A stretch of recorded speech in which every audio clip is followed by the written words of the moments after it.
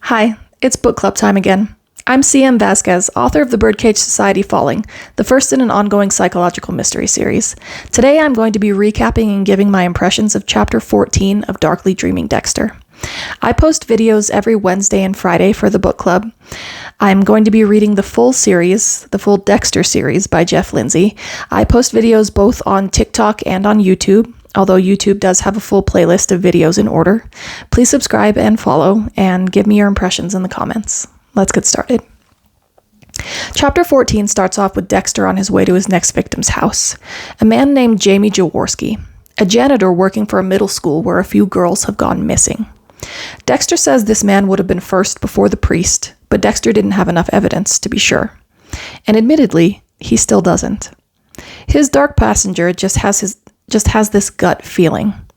And since Dexter's need is strong at this time, this man will have to do. At this point in the chapter, I was hoping that Dexter's instincts will turn out to be correct and that he doesn't end up violating the code of Harry. Although I'm fairly certain that Dexter only follows the code out of respect for his father and out of necessity, so as not to get caught. When Dexter reaches the house, he thinks about Jaworski's dog and how dogs just don't like him. He surmises that they sense what he tends to do to their owners. Dexter says this in a sort of matter-of-fact way. He isn't bothered that dogs don't like him, but they do tend to get in his way. And here's a callback to Chapter 1, where the author Jeff Lindsay chose to capitalize certain words: need, luck, and night. It seems need and luck are in play in this chapter.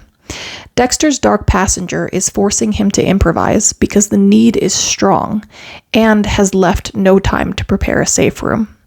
All Dexter has with him is a fillet knife and some duct tape. And luck appears when Jaworski leaves his house and drives away in a pickup truck, because it means Dexter no longer has to figure out how to deal with the dog. Dexter follows Jaworski to a construction site for condos, and inside one of the partially built buildings, he hears a faint rattling sound and discovers that the noise is coming from a pipe that Jaworski is ripping copper wiring out of. He's quiet as he approaches the pipe, and he uses a phrase that I've never heard before. He says, "I whisper-footed over to it." And there is enough context here that I was easily able to understand that he means moved quietly. But I love this term, whisperfoot. I will be using it from now on, so thank you, Jeff Lindsay, for improving my vocabulary, or at least adding to it, because it's no longer going to be tiptoed. It's going to be whisperfoot every time. Dexter decides to disguise himself by cutting up some plastic sheeting that he finds in the building and making an apron and a mask out of it. He finds Jaworski on the third floor and tapes a few pictures of the missing girls to a concrete wall while Jaworski is busy ripping wire. Jaworski walks in Dexter's direction, and he is momentarily caught up looking at the pictures. As he's distracted, Dexter comes up behind him and holds a knife to his throat. He tells Jaworski not to move or make a sound. And there was a change in the text in this portion of the chapter, where after Dexter speaks, at the end of the quote, where you would normally expect the text to say, "I said," it says, "we said," instead. And it seems that Dexter and his dark passenger are now one in this moment. And I found this interesting because I had assumed that since Dexter has always previously separated himself from his dark passenger, that in this moment it would be like he becomes the dark passenger, and there would be a switch of sorts where the dark passenger is now in control. And although Dexter sees the dark passenger as the me that is not me, I think this suggests that these two parts of Dexter's personality are not as opposed to each other as Dexter thinks. And when they become one, Dexter is more himself than he is at any other time. So Dexter ties Jaworski to a table using more plastic sheeting and some of the copper wiring, And when Jaworski plays dumb and refuses to answer any questions about the missing girls or admit that he had anything to do with it, Dexter cuts the man's ear off with one swift motion and then places the ear on Jaworski's chest. This still doesn't work. And when it doesn't, Dexter starts making cuts along the rest of Jaworski's body. Dexter's frustrated, but enjoying the cutting, and is momentarily distracted by it.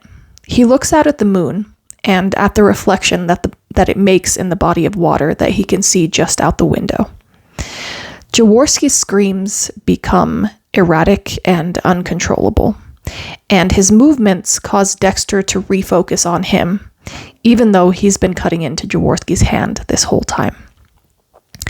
Dexter realizes that he's gotten so caught up in torturing Jaworski that he hasn't yet gotten the admission of guilt.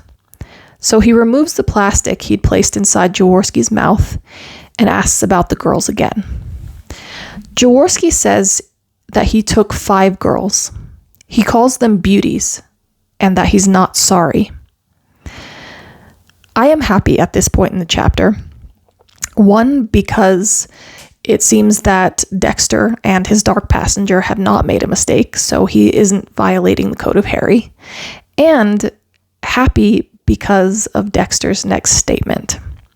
He says he understands, and after putting the plastic back in Jaworski's mouth, says he isn't sorry either for what he's about to do. Can't say I disagree with that. This chapter ends on a cliffhanger.